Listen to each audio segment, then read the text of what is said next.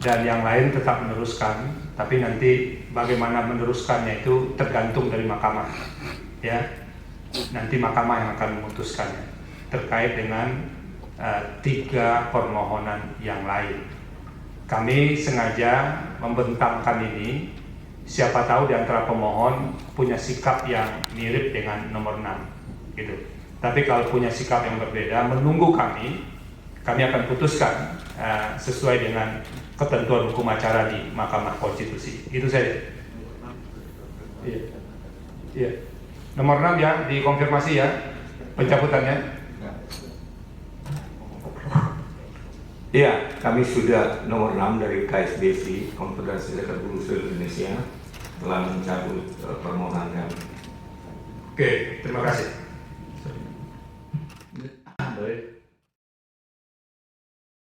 Ya baik, Assalamualaikum warahmatullahi wabarakatuh. Salam sejahtera buat kita semua. Hari ini kita hadir kembali ke Mahkamah Konstitusi. Kenapa kita hadir? Karena kita sidang yang ke-6 hari ini. Adapun kehadiran kita hari ini adalah bahwa kita bersidang tapi kita mencabut gugatan kita. Kenapa kita mencabut gugatan kita?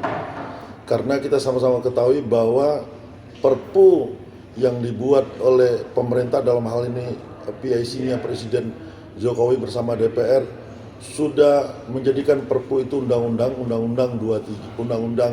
nomor 6 tahun 2023. Tentunya kalau kita lanjutkan secara yuridis kehilangan objek sengketa.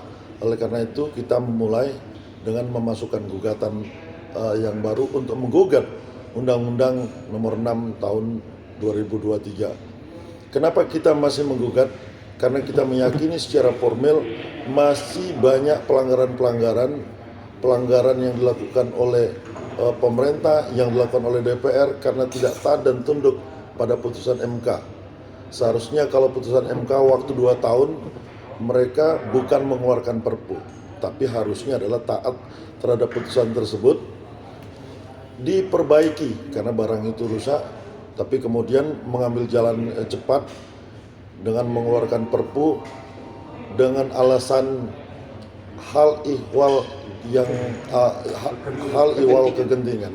Nah, kita meyakini bahwa itu tidak ada dan tidak bisa dibuktikan karena itu betul diatur oleh undang-undang. Presiden bisa mengeluarkan Perpu, tapi Presiden mengeluarkan Perpu tersebut harus objektif.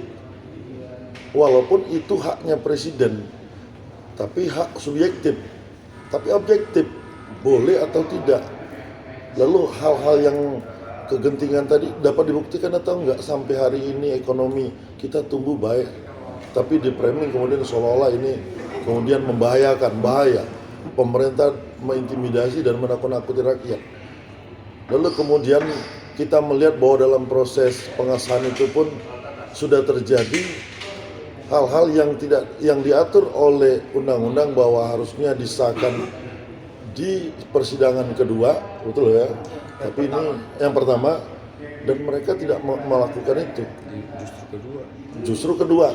Nah, ini secara formil kita tetap akan melakukan gugatan. Jadi ada beberapa hal yang saya akan sampaikan terkait dengan soal gugatan formil kita. Jadi ada 8 poin kita, 8 poin yang kita kemudian menjadikan agenda materi gugatan formil kita. Satu, persetujuan DPR atas Perpu 2/2022 menjadi undang-undang mengandung cacat formil atau cacat konstitusi karena disetujui sidang kedua setelah Perpu 2/2002 seperti yang saya katakan tadi. Lalu kedua, DPR mengambil persetujuan Perpu 2/2002 menjadi undang-undang kemudian menjadi Undang-Undang 6/2023 tidak memenuhi quorum.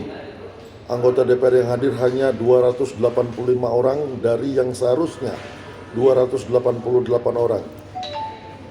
Atau setengah dari 575 anggota DPR. Lalu ketiga, Undang-Undang 6 tahun 2023 yang berasal dari Perpu 2/2022 bertentangan dengan putusan MK nomor 91 garing PUU garing 18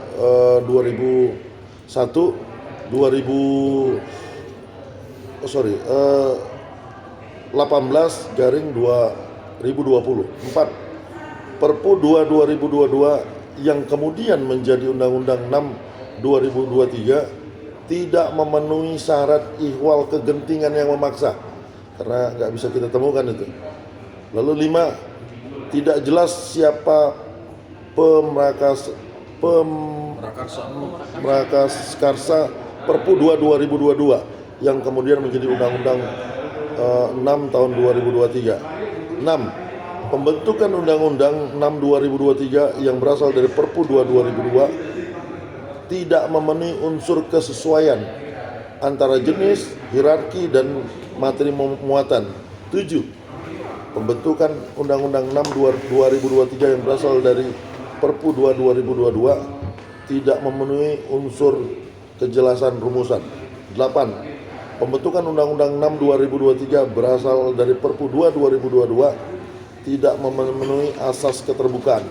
Jadi ada 8 poin agenda gugatan material formil kita, alasan-alasan kita kenapa kita menggugat, bahwa kami KSBSI tidak ingin mengganggu negara, tapi ketika kebijakan negara tidak berpihak kepada buruh, bertentangan dengan hak konstitusi kami, maka kami KSBSI akan menjadi garda terdepan untuk melakukan gugatan secara konstitusi, karena undang-undang mengamanatkan ketika ada undang-undang bertentangan dengan undang-undang yang lebih tinggi, maka secara konstitusi kita dapat melakukan gugatan. Sekali lagi, kami tidak mengganggu negara, tapi apabila negara membuat kebijakan tidak berpihak kepada buruh, maka kami akan melakukan perlawanan baik secara di jalanan maupun secara konstitusi. Pesan kepada Presiden, Mr. Presiden Jokowi yang terhormat, bahwa buruh tidak pernah minta makan sama Anda, bahwa buruh tidak pernah minta uang sama Anda. Buruh bisa hidup dengan tenaga buruh sendiri. Jadi yang buruh minta hari ini adalah perlindungan terhadap tenaga kerja, penegakan hukum. Buruh tidak minta apa-apa kepada DPR. Buruh tidak pernah meminta fasilitas DPR. Sekali lagi, buruh tidak pernah meminta. Anda wakil rakyat, harusnya Anda menegakkan aturan perlindungan terhadap tenaga kerja dan terhadap kelangsungan buruh bekerja.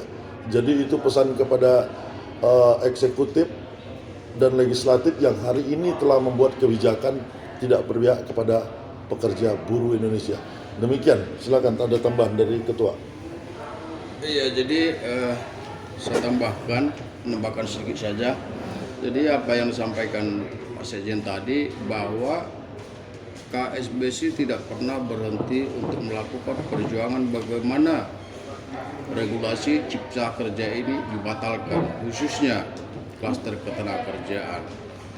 Teman-teman media, sebagaimana diketahui bahwa KSBSI untuk yang ketiga kalinya ini mengajukan permohonan pengujian formil atau menyatakan bahwa pembentukan regulasi CIKER mulai dari Undang-Undang 11 2020, kita sudah menguji dalam perkara nomor 100 tahun 2020, kemudian dikatakan inkonstitusional bersyarat oleh Mahkamah Konstitusi, tapi Presiden mengambil jalan pintas dengan menetapkan Perpu 2 2020. Itu pun sudah kita uji di Mahkamah Konstitusi ini dalam perkara nomor 6 tahun 2023. Tetapi kita ketahui bahwa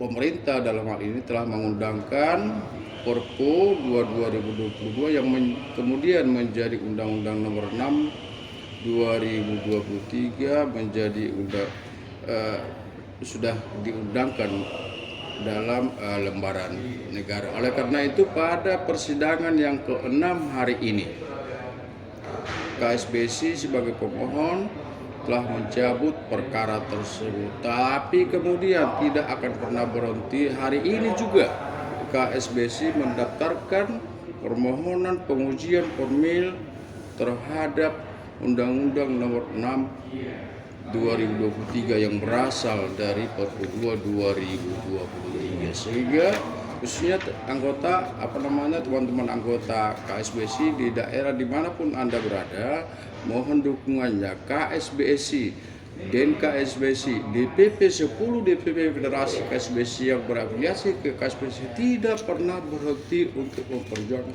bagaimana regulasi Ciker ini yang sangat mendegradasi hak kita, hak Anda sebagai guru, tetap akan kita perjuangkan. Mohon doanya teman-teman sekalian. Jadi tadi Sekjen menyampaikan ada 8 alasan. Kalau kemarin kita di pengujian Korpu hanya 6 alasan. Ini kita tambah 2 lagi.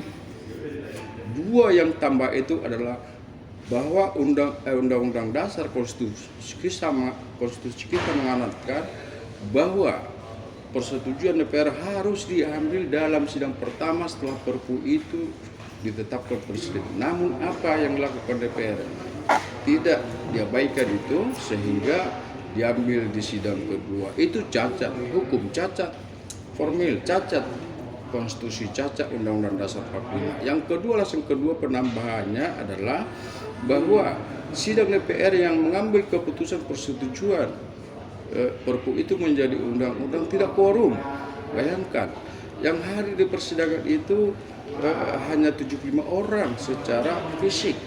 Kemudian ya yang secara daring juga ya saya lupa berapa, tetapi pada intinya yang hadir di persidangan itu hanya 285 orang, yang seharusnya itu harus 288 orang anggota DPR sehingga terpenuhi quorum. Itu terbaikan. Nah teman-teman sekalian, kalau ingin melihat apa alasan-alasan lebih detail, bisa membaca permohonan yang diajukan ke KSBSI. Itu saya kira tempat dari saya, Pak Sekjen. Terima kasih. Terima kasih. Bang Saud cukup. Pak Sani cukup. Bu Nikasi cukup. Mas Pardi cukup.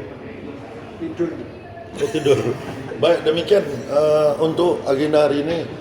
Sekali lagi saya berharap kepada seluruh anggota KSBSI mohon doa dan dukungan bahwa kami di pusat tetap berjuang memperjuangkan hak teman-teman pekerja buruh.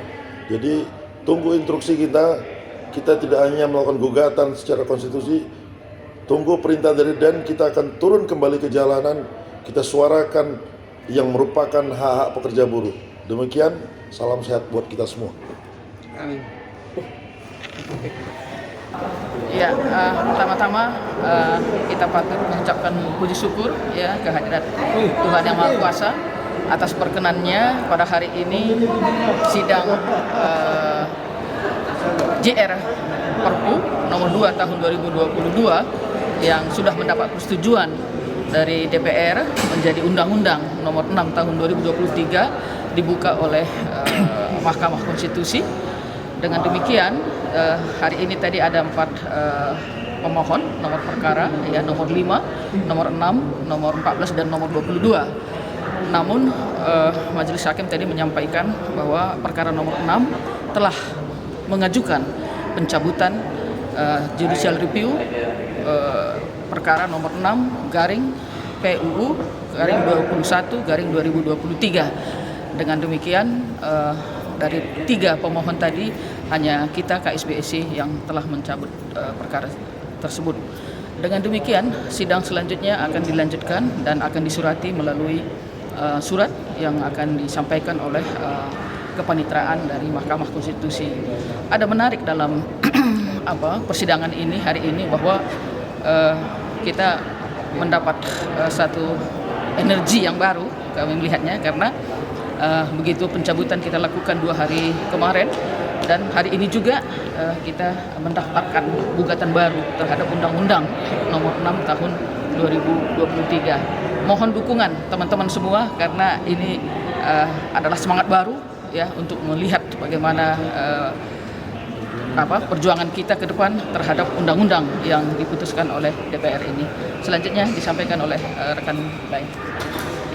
Artinya mencabut untuk menggugat kembali. Iya, jadi dapat kami tambahkan.